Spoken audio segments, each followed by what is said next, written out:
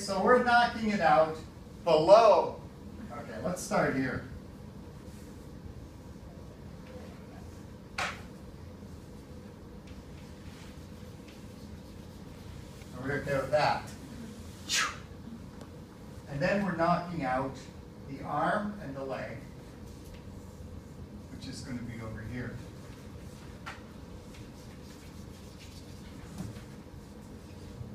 You can do one or another, right? One or the other, correct. But if you're asked to show it, you should show both. Yes? Okay. So I'm just showing you both here, all right? You could have this or this.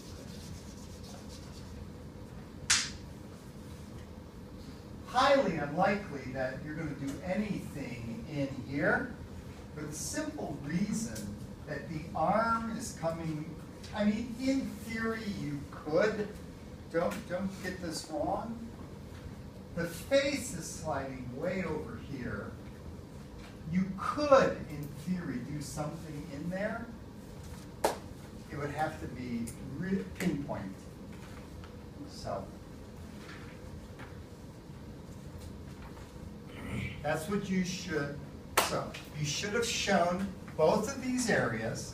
You should be able to draw out the schematic. Once you draw out the schematic, drawing out the scheme here is probably the difficult part. Once you draw the scheme out, you understand what's coming.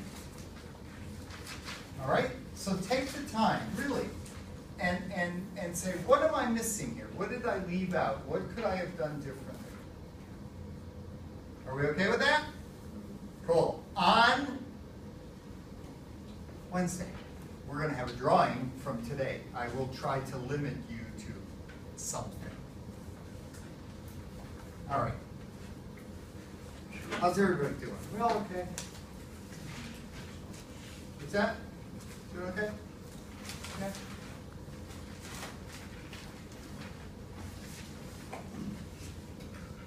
Well, somatosensation. Somatosensation is going to make you cry. The complexities of somatosensation are so far beyond the complexities of the motor systems that it's painful.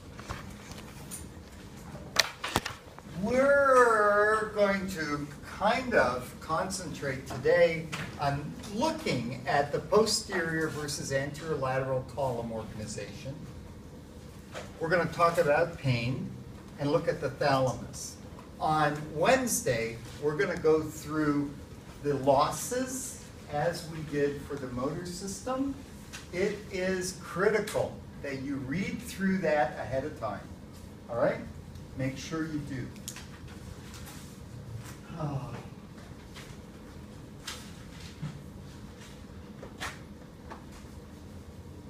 Posterior column here.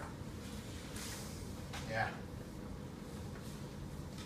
Now, something you have to remember in somatosensation versus looking at motor. Your signals start in the periphery. The receptors, okay, they're showing you a receptor here, are all peripheral. They're coming into the cord and ascending to the somatosensory cortex. Just like the motor cortex, you have to know where the individual neuron cell bodies are, you have to know where the synapses are, and you have to know any points of decussation. Now the beauty is, at this point, we're going to kind of limit ourselves to looking at two of the major pathways. We're not going to look at spinocerebellar stuff right now.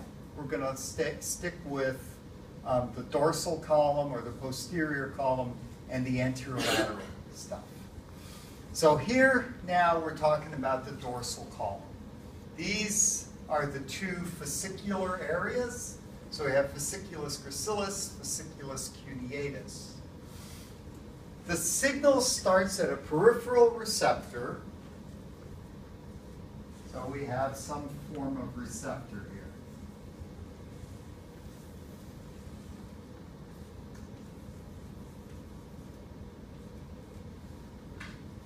The cell body is sitting right here in the dorsal root ganglion.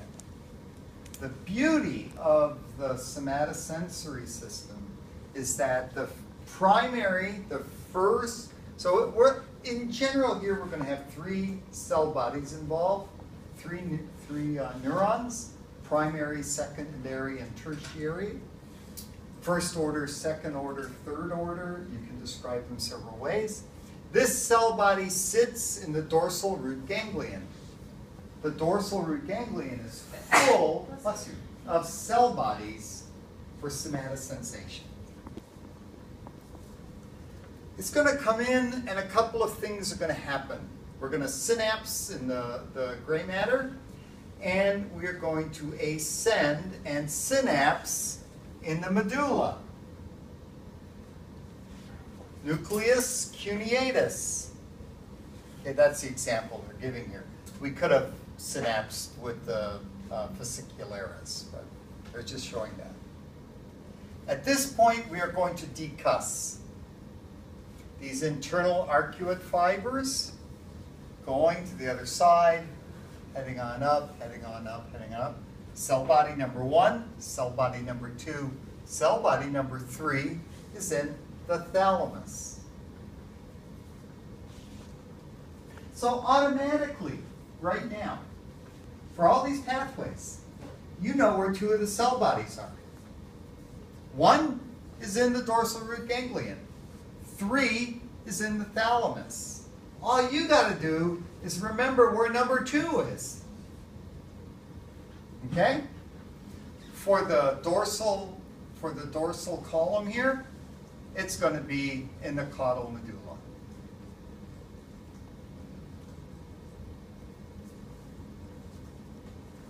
Cuneatus is here, gracilis sits right here. So, okay? Yes? Can you point to where the second cell body is again? Right there. Oh. Okay, it's a nucleus cuneatus, or you could come up gracilis here, fasciculus gracilis, and synapse there. Is that okay? Cool. This is vibration, proprioception, and light touch. This is important to differentiate. These 2 areas of the cord bring in different somatosensory modalities. So the dorsal column, or the posterior column, you've got to know this, is vibration, proprioception, and light touch.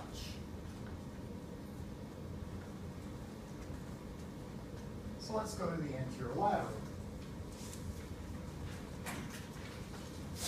So the anterolateral comes in. First cell body is in the dorsal root, immediately synapses, immediately decusses in the cervical spinal cord. Bang. Everything crosses. Goes on up, goes on up, goes on up. There are little branches here and there, a lot of things going on. Synapses in the thalamus. We're not going to look at the other little tracts at this point. Spinal mesenteric tract, spinal reticular tract. I want you to pay attention to everything that's coming up to the somatosensory cortex. For right now. Pain, temperature, and crude touch. So if there's a problem with this tract, pain and temperature are going to be thrown off. You know that many times that goes together. You know, you'll have pain, and sometimes associated with the pain. You might have what feels like heat or what feels like cold. This is cold and painful. And it's not, you know, surprising.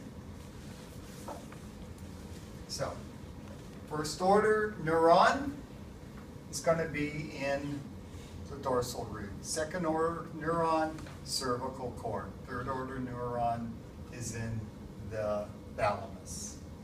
We'll get back to the other tracks at some point in the future. Okay? So these are the signals that are coming up here, somatosensory cortex. Questions? We okay? All right.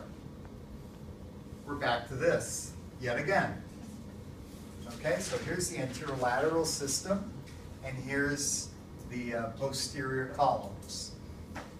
Cuneatus and gracilis. You know, your textbook pulls out the spinal cerebellar tracts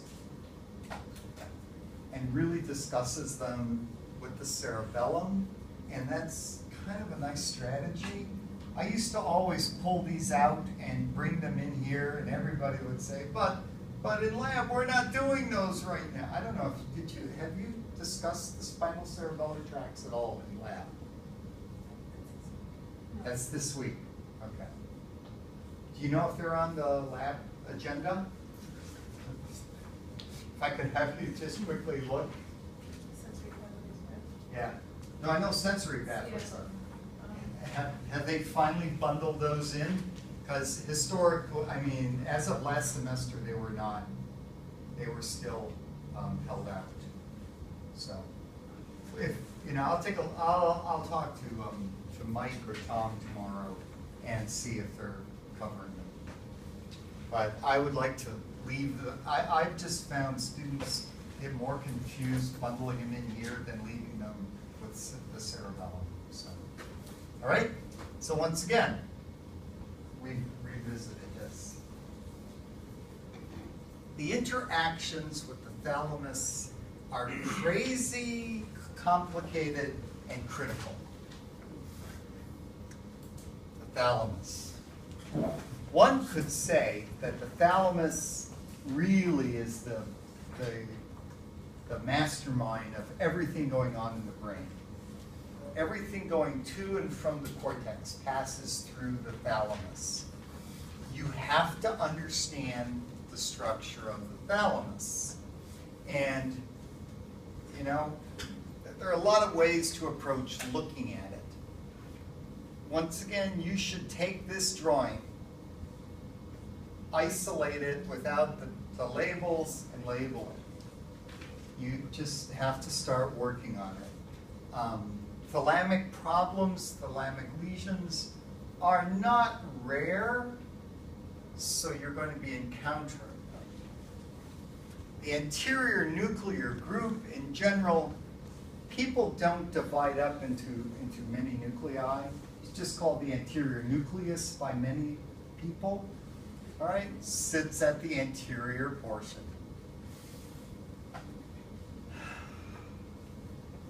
We have this lamina that divides the thalamus into components. And situated within it, we have the intralaminar nuclei. Here we have one, there we have one. When we go medially, we've got this medial group, the midline thalamic nucleus here, and the medial nuclear group, or the medial dorsal nucleus here. So you've got those there. Then we have, let me save this area for the last. At the back end, so if this is anterior, this is the posterior group. And it consists of three structures: the pulvinar and the two geniculi, the medial geniculate and the lateral geniculate. Geniculate literally means knee, and those are the little knees at the back of the thalamus.